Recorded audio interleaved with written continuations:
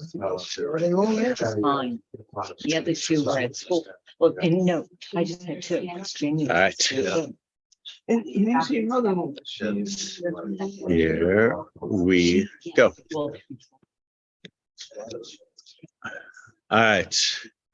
Good evening. Good evening. Yeah, let's start. Let's get on this.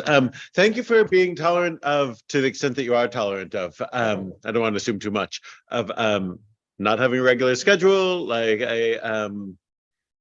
we were interrupted by various things. Oh, right. There was an FBI threat against New Jersey synagogues, which I think I mentioned that night, like 15 minutes before, like we would have said, like 6:45, like the police came to me and said, you know, this is not relevant to us, under control. But they didn't announce that publicly until like noon the next day, which is something of an issue, right? Like you can't do that, right? So if you read like Judy Redoran, the editor of the Forward, said that at her synagogue's preschools, like at a Reform synagogue in somewhere, I can't remember, Montclairish, so that 40% of the students didn't show up the next day at the Temple preschool, right? Which, so anyway, even though it like had been success, anyway, so that stuff. Anyway, thanks for being here. It's important to show up. I think, like, you know. Then they waited a week before telling us who it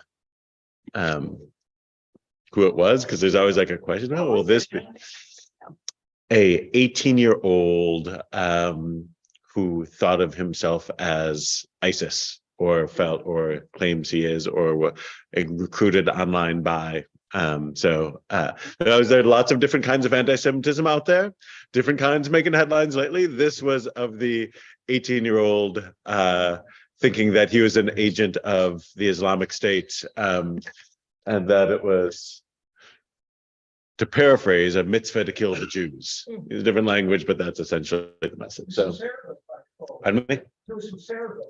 Yeah, Saraville. Yeah, yeah, not that far away, right? So, yes, sorry about that. Yeah, no, that's what. Right. Right. They do hang out. So since then, they do hang out more often. Yep. Yes. Baruch Hashem. And I go, you know, what's your name?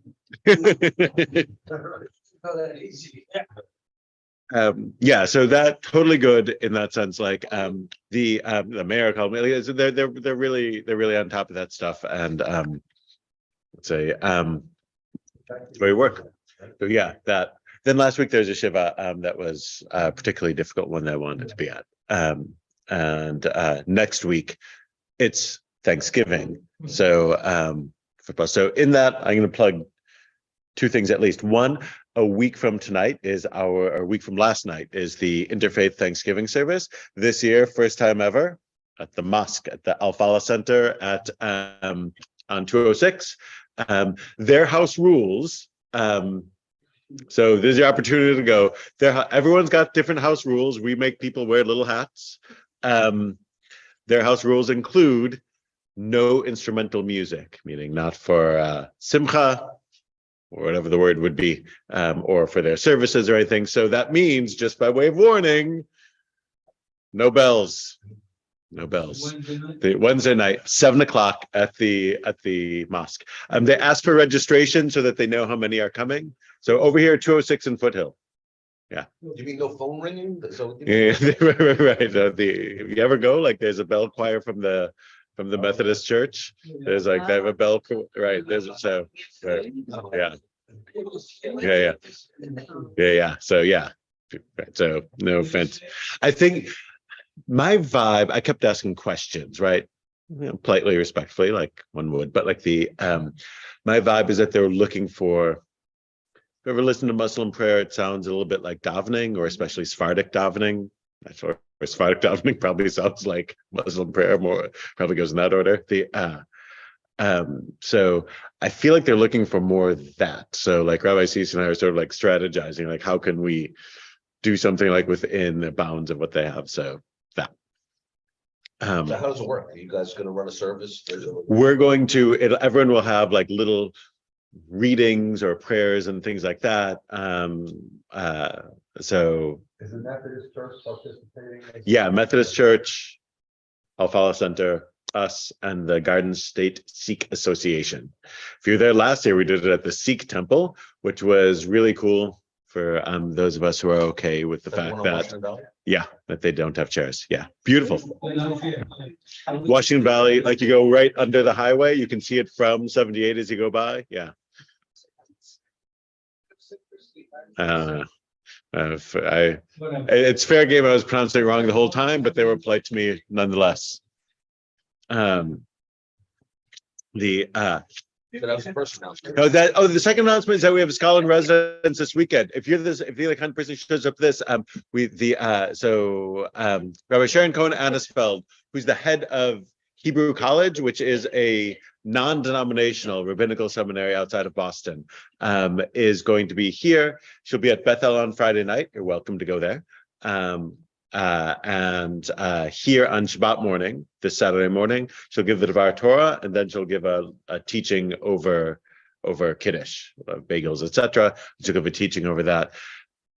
Bethel is scratching their Saturday morning service and coming here. So like my thing is I don't want to have fewer people than they do. So that's when Ron gets this figure, right? So yeah, so I don't want to like get shown up in front of Rabbi Gluck, right? It's like there's a competition. So that's Saturday morning. Just a joke. It's being recorded. Just a joke.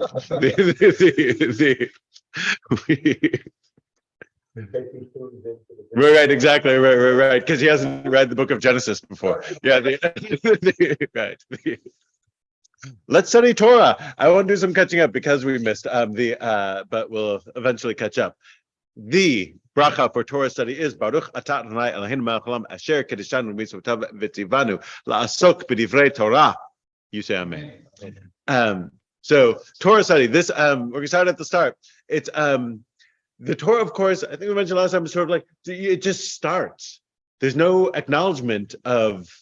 There's no call me Ishmael, where like you learn who the narrator is, right? Or so who's the speaker? Who's the narrator of the Torah? And the answer is it doesn't say. Right. So God, the only the only presume, because by definition, nobody's around to see it, right? There's no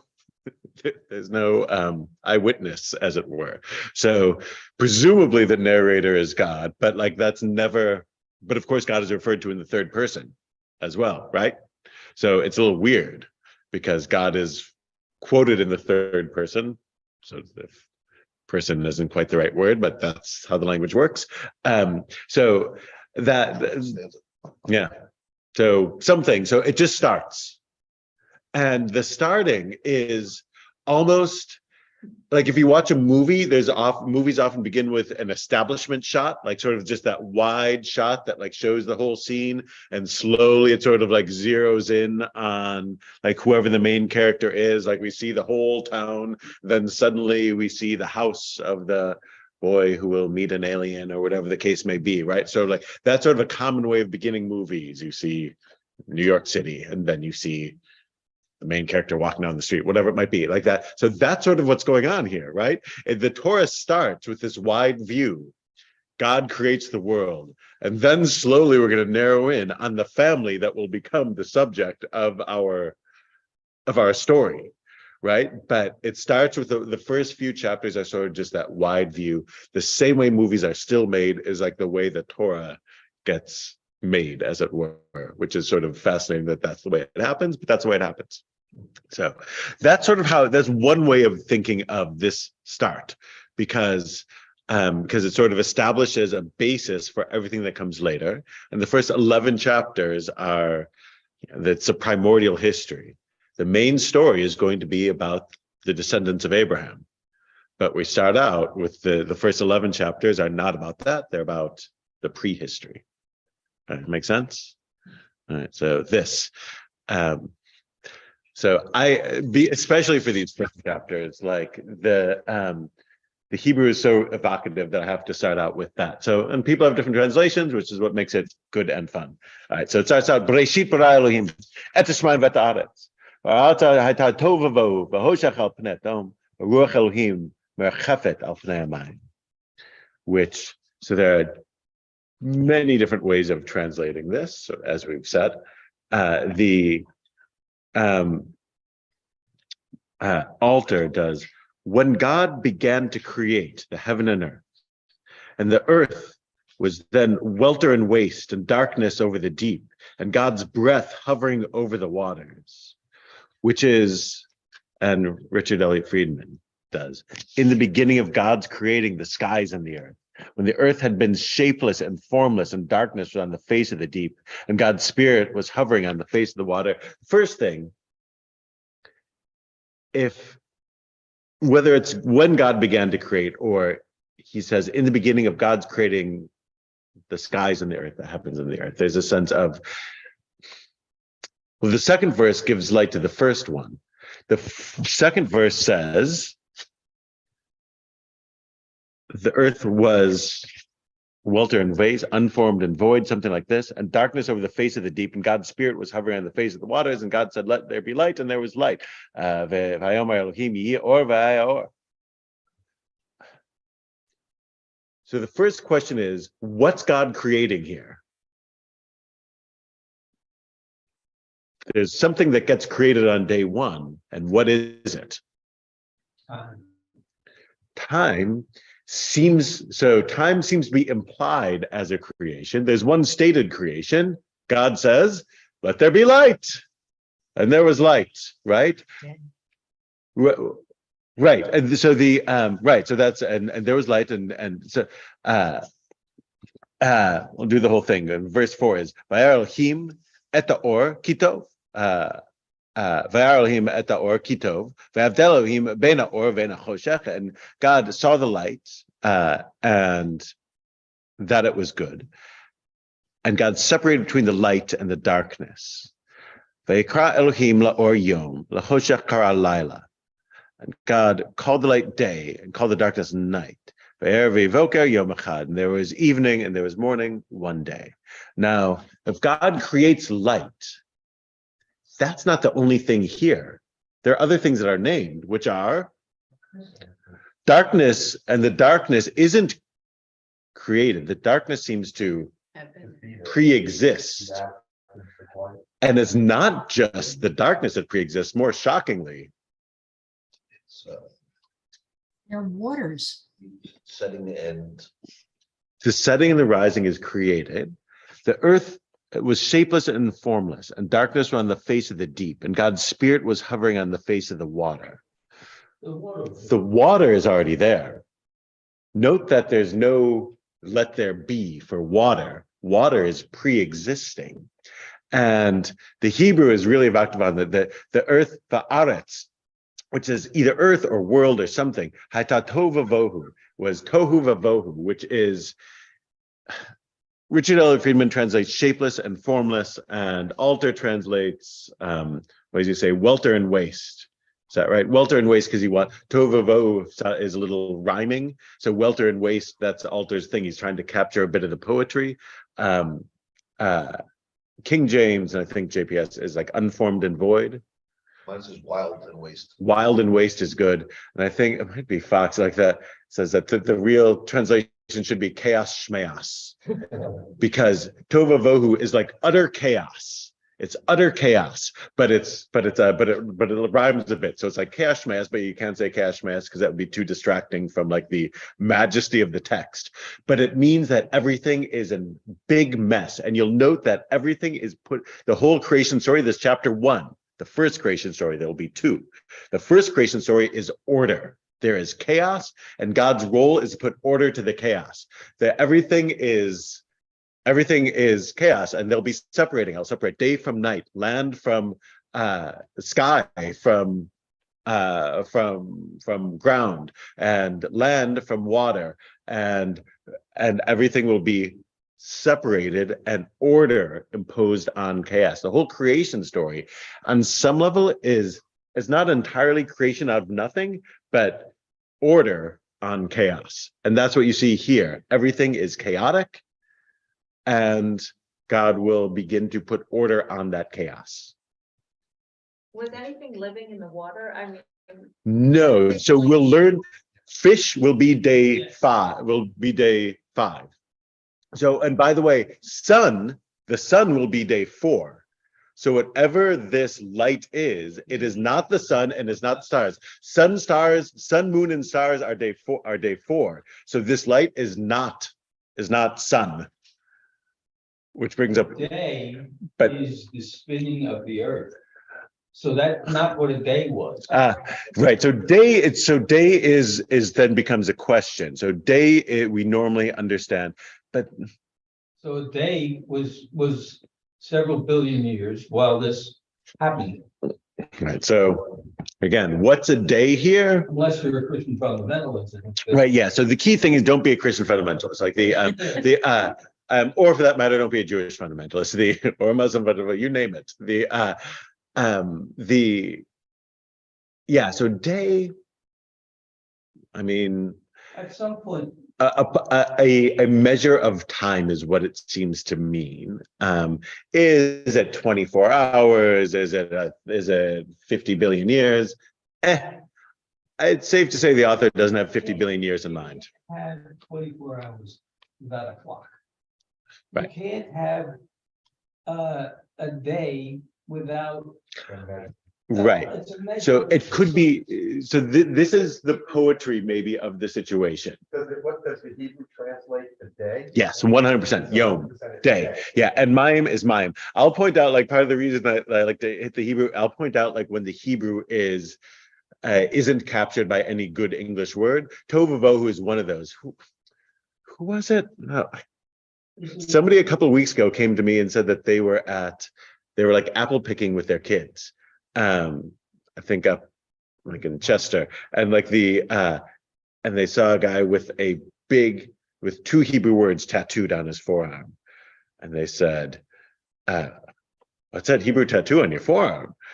And the guy said, "It's Genesis chapter 1 verse 2." And I said, "It was tohu vavohu." It's like, yes, that's what he said it was. Like this utter chaos is like what he had tattooed on his arm. it's funny. Right? Yeah. It is. It says that's a small audience for that one, but we're in it. Any Talmudists talk about God created time? Yes. So that's the thing. You can that's part of the when God began to create, or in the beginning of God's creating the world. The implication is, as opposed to the King James that's fixed in our heads, in the beginning God created the heavens and the earth. There's an assumption that this isn't in the beginning. This is just God creating this heavens and earth. That before that, something else is going on, which explains why there's pre-existing water and things like that. So he begins to put order to the chaos that existed already. Yes, the chaos seems to be pre-existing now. Did God create that? I mean, maybe that's just before our story starts. It's like, this is like the crawl at the beginning of a Star Wars movie. You're joining it mid-movie, right? Sort of the story began a while ago, and this is just where our story begins. And the rabbis definitely had that idea. There's one famous midrash where they say God created and destroyed 968 worlds before our story begins, meaning there's just a backstory. Sorry, Ron. That's what I was going to say.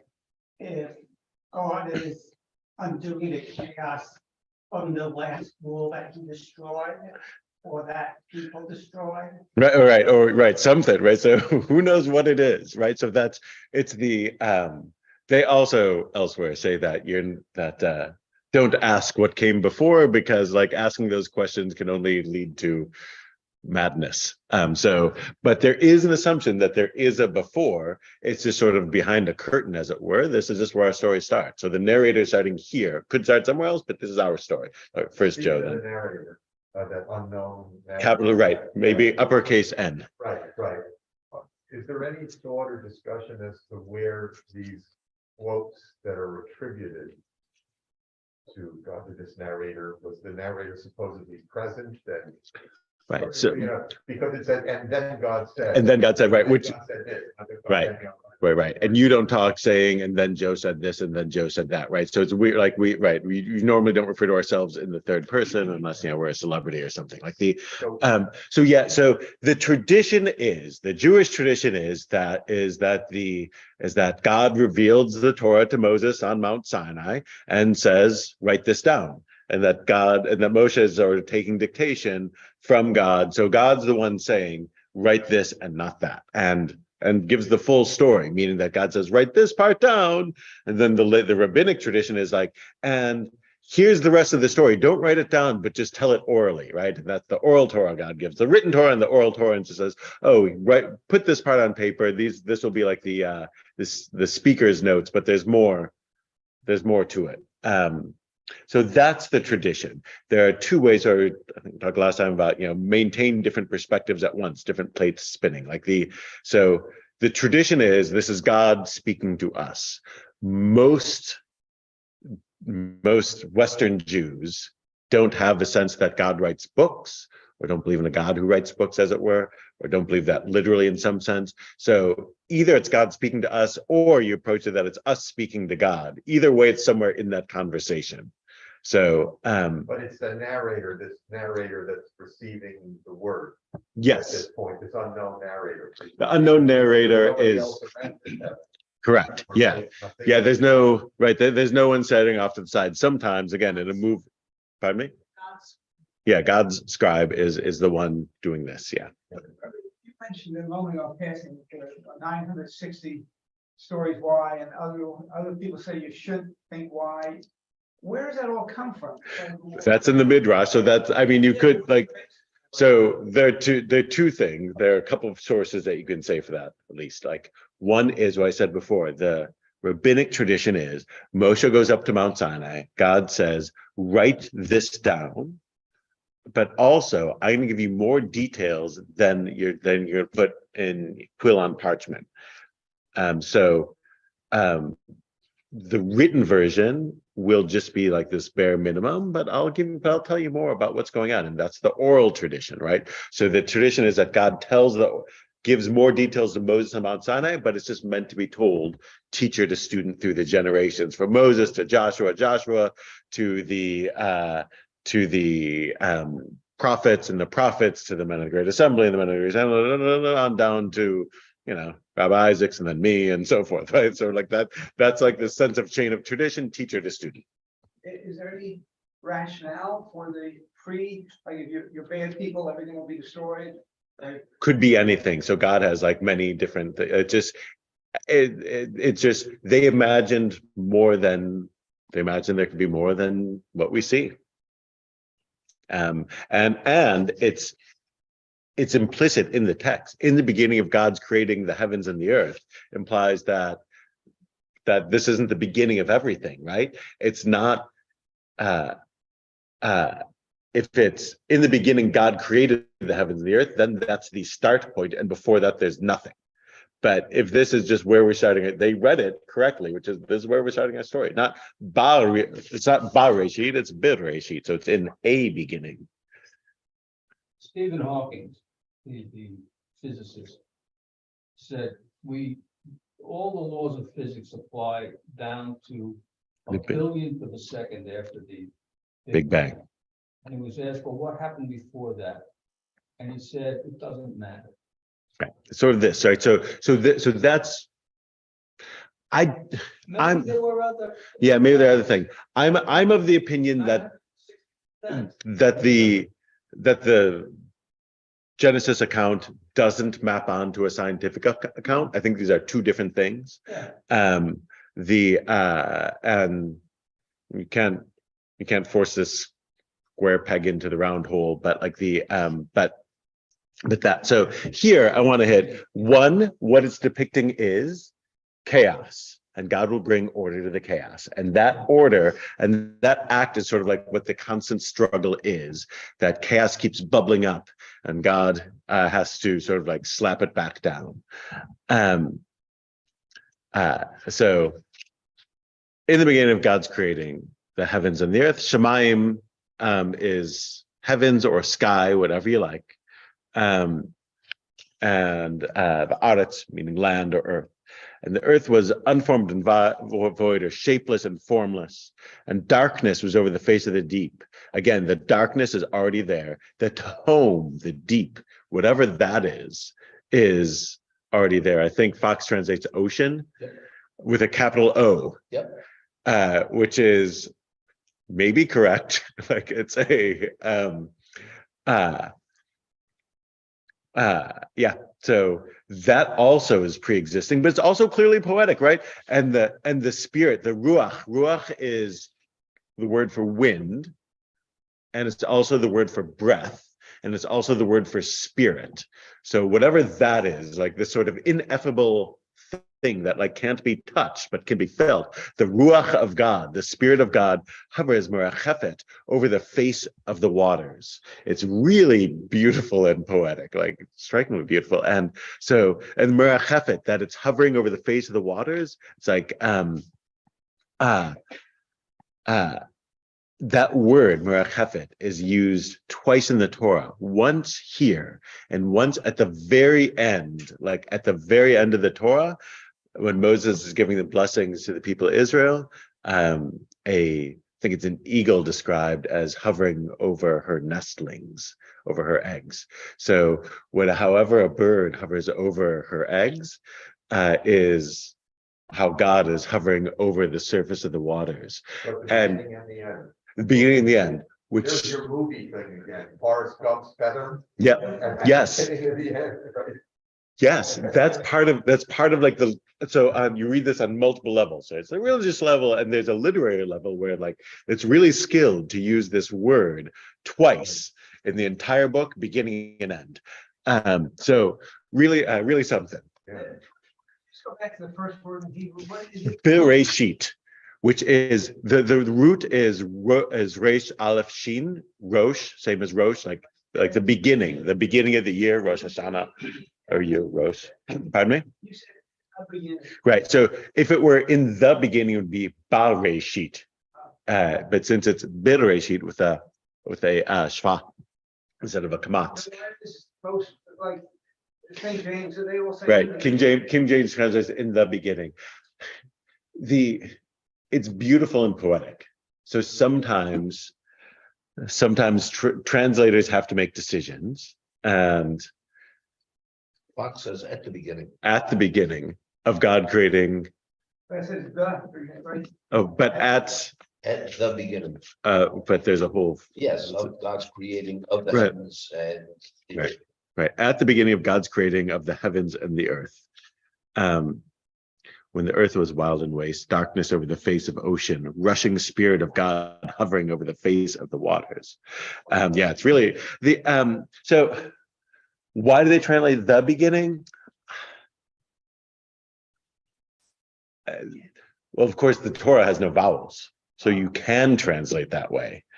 So it could be translated. You could translate that way, but no Jewish source does, and the Masoretic text doesn't have it that way. Rashi, all the commentators agree, like all the Jewish commentators agree on that. Like This said in the beginning. yes, but the full sentence is and the In JPS the is beginning, God created the heaven and the earth. yeah. So JPS not as good. It should be. This is best, but right, yeah. Rashi's comment on the. Yeah, right, exactly. Yeah, we've got it right. Rashi's comment on here, of course, says why is the Torah starting here? It should start in Exodus chapter 12. Exodus chapter 12 is where the people of Israel begin getting mitzvot. Like the first mitzvah is Rashi's like, what do I need? What do I care about creation? Tell me what to do. Rashi just wants an instruction booklet saying like the mitzvot, just it should be like IKEA instructions. Just tell me what to do. Whereas and get rid of all this prologue. Right, you're the opposite. And Rashi says, so why, given that I should just be told what to do, why am I told all of this stuff? Why do I care? Rashi's answer is so that when God, the loaded answer sort of, when God will kick out the Canaanites and give the land of Israel to the children of Israel, and the other nations say, like, what gives God the right to kick us out and give you the land? God can say, I'm the landlord. Like, I made it. And so I'll give it to who I want, and I'll give it, I'll give it to you, and I'll give it to them. And if they misbehave, I'll kick them out, and I'll give it to somebody else entirely. So that the whole point of it is to establish that God is sort of master over all. That's one thing. The other thing is that the polemic that you'll see running through all of this is that it'll be that whatever people worship is not God. People worship the sun. You'll find out that the sun is created by the real God. The sun isn't God. God is God. They worship the moon. The moon is, and not only is it created by God, it's created on day 4. It wasn't even like towards the top of the list, right? So all the things that nature, things like that, a creation of God. That the part of the point of the story seems to be there's something behind everything, and that something is God. And I'm a fan of Leon Kass, who wrote this great book called The Beginning of Wisdom.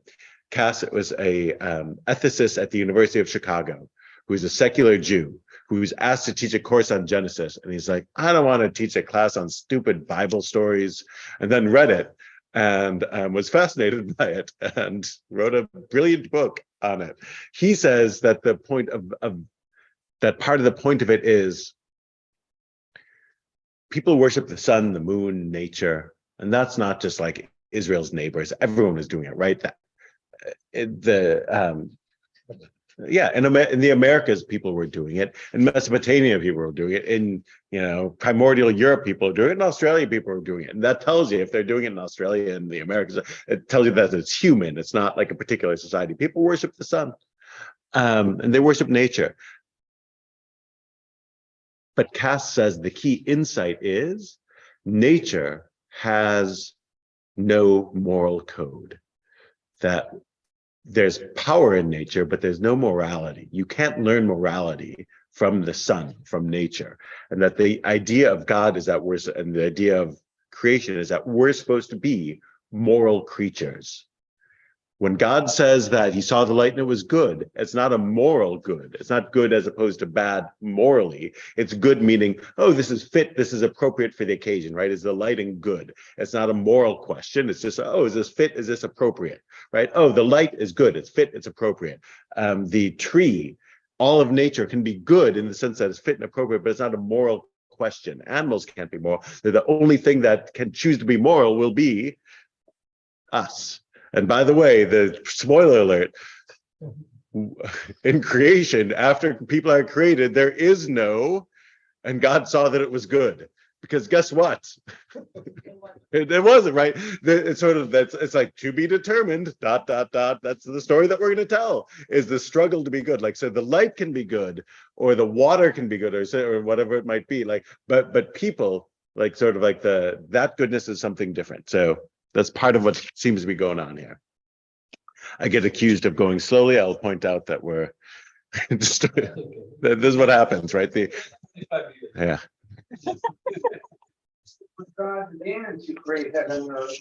And note, it does for the distinction of conventional English translation. In the beginning, God created. Translation presented here looks to verse 3 and 2.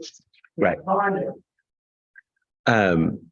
Right. The following verses shed light on the first one, and the first word, as I might have mentioned before, like is grammatically incorrect. It's because the Hebrew literally is like in the beginning of created God the heavens and the earth. Like it's in a construct form without an object to be constructed to. So the first word isn't quite right, but that's just the way it is. So yeah, everything's chaotic. God says, let there be light. Whatever that light is, we don't know, and it is good. And note that the creation is effortless. We all know God's going to rest on day 7, but strikingly, of course, it's not. If I make something, 1, it's not going to turn out well. But 2, it takes effort, right? And I can be tired at the end of it. But note that God's creation is just speak. That's, by the way, one of the morning prayer service begins with Baruch She'amar. It's Baruch She'amar v'haya olam. Blessed is the one who spoke and the world was. And it's this image of utter sort of power and ease, and this sort of like a sense of gracefulness is in there. God speaks and there was light. So evening, morning, one day. By the way, that evening and the fact that it says Vaye'er v'yivoker, there's evening, there was morning, is one of the main sources of the fact that we Jews have the very, very strange practice of the day starts at sundown. Why? How do we know the day starts at sundown? It says it right here. There's evening and there was morning. What's first? Evening. So the day starts in the evening. This is one of the primary sources for that super inconvenient Jewish practice. What? Oh, well, the other one, by the way, is another one that you know well, which is it also says "V'shoch b'chav kumecha." Say these words when you lie down and when you rise up. Same thing. The lying down is coming before the rising up in the Shema. So yeah, that's these are the main sources for it, these familiar texts. So it would really be helpful if you were very conversant in Hebrew when you study this. Yeah. When you were in seminary, did you learn, when you took Bible after being conversant in Hebrew? Or? Yeah, after being versed in Hebrew, but the big secret is that you spend more time with Talmud than with Bible, right? Our running gag was that the Hebrew Bible is just the like book of source quotes for the Talmud. That's just like, oh, is that the book that they're always quoting? So yeah, it's I'm sure a story about the Greeks or the Romans asked a bunch of rabbis to translate the Torah to their language, and they all had it exactly word for word the same. that's the Septuagint. That's right. Yeah, exactly. That's the Septuagint, right? That's the Septuagint is the story that's told about. Yes, and that's what the Christian Bible will be based on, that translation.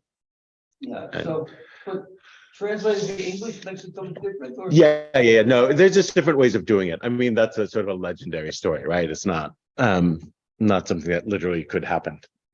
Because translators, again, make decisions. Idioms can be do you translate things literally? Because literally sometimes doesn't give you the sense of the idiom of things, right? By and large is a phrase we use in English, but has nothing to do with the words by or large. It's just, it means something in general. So there are things like that, like where you have to decide, do I translate literally, or do I translate the phrase? Do I give the sense of it? Do I give what I think it's saying? But like maybe the phrase in the original is vague, and it's hard to, if it's vague, it's hard to give all the different senses in a different language. So that's why we have concept. That's why the bonuses of having different translations around. Sometimes they'll be significant, sometimes it won't be. But God calls it a light day, called it evening, night. There was evening, there was morning, one day. And the separation is the order, right? That is an important thing. God's as a Avdil, it's the same word that we use for Havdalah, right? It's a sense of this sacred thing is separating, right? We have a whole ceremony called Havdalah where we separate Shabbat from the 6 days of the week, light from darkness. Jews love separating things. Milk from meat, men from women, Jews from the rest of the nations, Shabbat from the 6 days a week. Give us something, we'll separate it. That's partly based on this stuff. Vayomer Elohim Yirakia batoch hamayim. This is verse 6. Vayi mavdil bein mayim lamayim. And God said, let there be a space within the water, and let it separate between water and water. Vayas Elohim et rakia ve'avdel bein amayim asher mitachat larakia uvein amayim asher ma'al rakia v'yichein. And God made space and separated between the water that was under the space and the water that was above the space. And it was so. I'm just going to finish the phrase for a moment. 8. Ve'ikra Elohim larakia shamayim ve'erev ve'voker yom sheni. And God called the space skies. And there was evening, there was morning, a second day. So this is important to see what's happening here. Richard L. Friedman gives a picture of it, which is everything's water. It's this one primordial mass of water, or something flowy. Water might be like day, where it's just describing some sort of weird substance that's not solid, but everything's water, and God separates the waters below from the waters above and creates atmosphere between it. And the image that's being created is that the land is going to be down here, and God is creating like a dome. Picture like a cake. What's the cake plate cover? Is there a proper word for that? The big cake, like the world is the cake plate, and God is creating a cake plate cover and putting it over, and there's water all around it. There's water above and there's water below, and we're like in this little island, this little dome of space inside of that. So there's the waters above and the waters below. Word for water is mayim, plurals are going to be water or waters, and the word for heavens is going to be shamayim, with sham meaning there, mayim meaning water. So it's like the water is here and we got waters up there. So it's all, and we just exist in this dome, right? So that's the biblical conception of the world. He has a little diagram of it, which is just there's a dome, yeah, flat, 100% flat. Or I guess it sort of doesn't matter because a dome can be larger than that. You know, it could be a 360-degree dome, but like the easiest thing I think is just to picture a cake plate. And by the way, in the Noah story, should we ever get there, it's not rain. It's not clouds and rain. It's God getting angry and puncturing the cake plate. Picture is like that, instead of glass, it's like a plastic cake plate cover, and God like takes a knife or whatever and like punctures it, so the primordial waters are coming back in. So it's not that it's a lot of rain, it's that God is turning back creation and saying, I'm just gonna wipe the slate clean and go back, maybe I'll start over, right? So it's that the dome is being punctured. That's the biblical, that's what's being described here. So in King James translates firmament.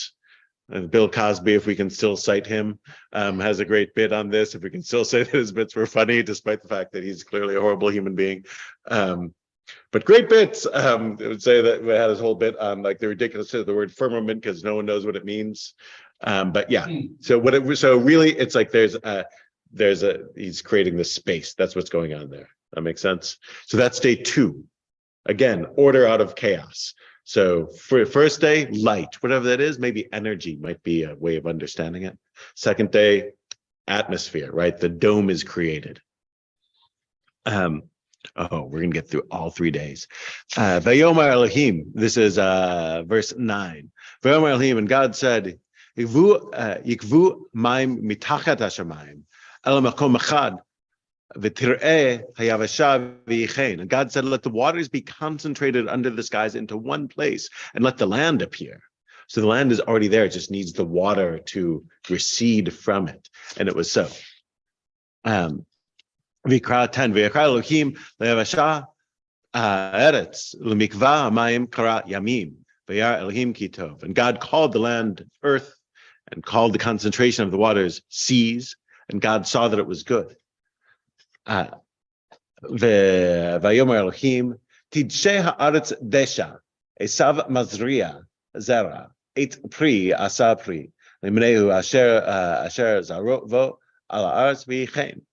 And God said, let the earth generate plants, vegetation that produces seeds, fruit trees, each making fruit of its own kind, which has seed in it on the earth. And it was so. 12. V'totzea aretz desha asav mazria zera limneu et asa pri asher zarobo limneu v'yar Elohim ki tov v'erev v'yivoker yom shlishi. The earth brought out plants, vegetation that produces seeds of its own kind, and trees that make fruit that has seeds of its own kind in it. And God saw that it was good. There was evening, there was morning, a third day. So the first life was plants on the earth, not something in the ocean. Correct. So right. So there's a few things right. So this is part of why I say like it's not worth it to try and and make these two stories work. They're doing something different. They're not only is our plants first, but note, if you've read ahead, the sun is created tomorrow. So the vegetation and the trees and everything precedes the sun. Yeah, That's right. And use the word earth. Yeah, that's the Hebrew also, right? That's- yeah, Because when I think of earth, I think of the entire planet, the water and the land. I just don't think of the land. right. Well, so that's Eretz. You could say land, like he's using earth. Like the Cowboys did. Yeah, Pick it up, the earth. right. Yeah. So it's Robert Alter do the same. He uses earth as well. Yeah. So I mean, sort of like what either one works. But like, yeah, but because what's being created is land, but part is land, right? Because it's separated from the water, Rabbi, which is, yeah, you could say land but there's no word for earth, like there's no, right, there's no word for planet as such. I mean, you could say olam like means world, but yeah, it's also used for like universe and everything, right? So, but yeah, Well, he kind of explains it because he says, and God called the dry land earth. right. All right. Yeah. So,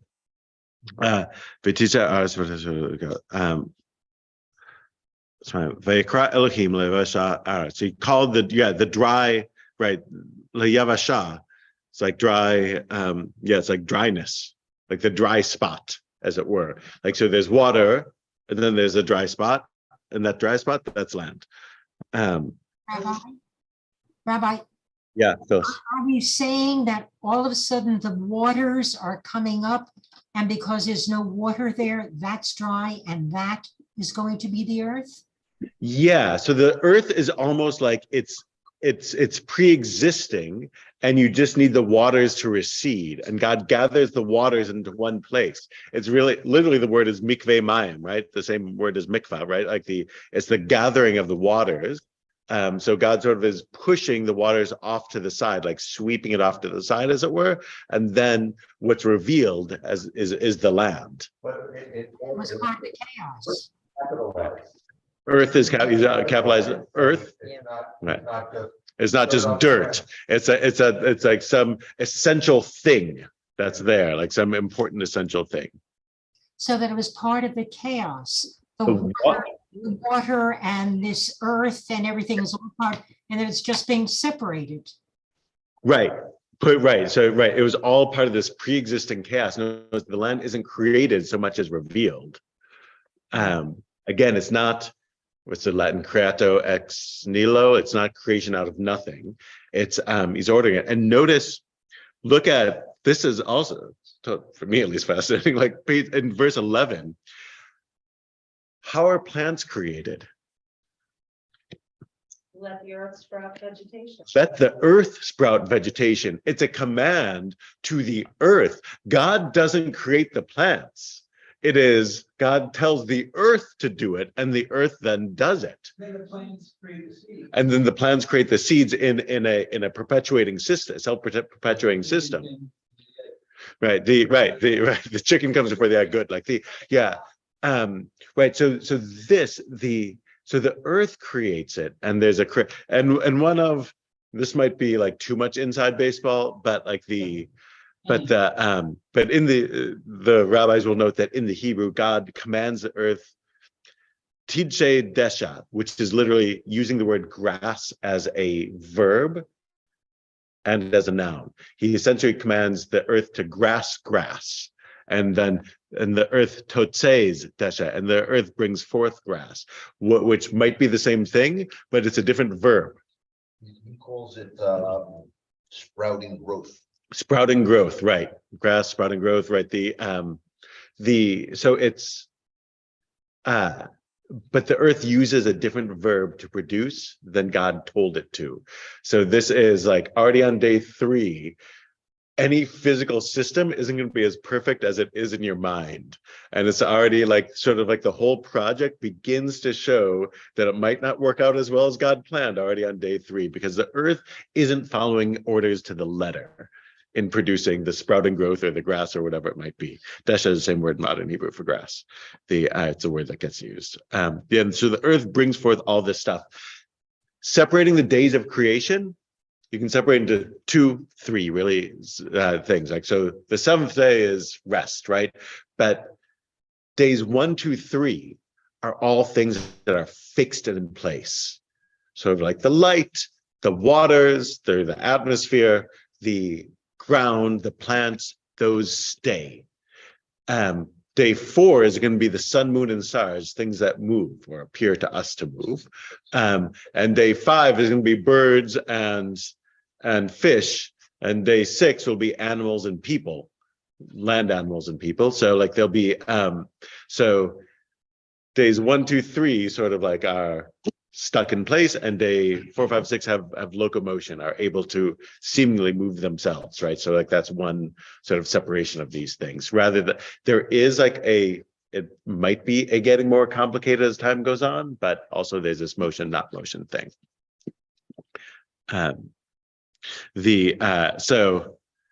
That I think day 3 is a good place to pause. It's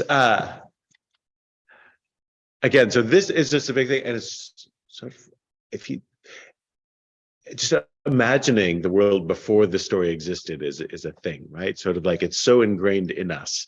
It's hard to read it for the first time or with fresh eyes. But there's great beauty in it and sort of great power. Sorry, go ahead. Yeah, oh, no. And there's a sense of again, if Cass is right that the point is to say, look behind, don't worship nature, but there's what will reveal itself eventually as a moral force in the universe that you're supposed to be responding to, and that there's a order and a purpose to things. Things aren't random, though they may seem that way. Like, believe that there is a purpose. That seems to be part of what's going on here. Yeah, this is, I think it's small things like in author, in the footnote on the first day, Right. First day, usually people use Yeah. the cardinal, not ordinal Yeah. number, as with all the 6 days except the 6. The expected definitive, the definite Definite. article is omitted. And Right. so you see at the very, I don't know, jump ahead, it's really just the point of how it's Yeah. phrased. And what does that mean? But the other ones would say, and it was evening, it was morning, 4th day. Right. And Second, it's- 3rd, 4th. But it's not first day. Right. It's one day. Right, 1 day. Wh- And also on the 6th day, making the point, it says it was evening, it was morning to the 6th day. Right. Is that, I mean, is that like, okay, that's it, that's the end? Everything else. Right. So Everything has a reason. right. So 2 quick things on that. One is the brilliance of that's cardinal numbers, and when it's just like 1 day, like that's because you don't say first if you don't know there's going to be a second. So it's almost from the perspective of the first day, it's only 1 day. And from the second day, you can say 2nd, 3rd, 4th, 5th, 6th, but you can't say that from the first day. It's just 1 day, because you don't know what's coming next. So that's even paid attention to is amazing, and everything else. It's just right. It's just a 3rd day, and by the way, Yom Hashishi, because that's the beginning of Kiddush on Friday night. We say Yom Hashishi by like so. So it's actually sort of something that might be in your mind, but yeah. So Hashishi, so the 6th day is given like special status, as it were. Maybe he's wrapping things up. Right, for human, right. Right, or like this is the day, the crowning of creation is the creation of humans. What is Eretz Israel? The land of Israel.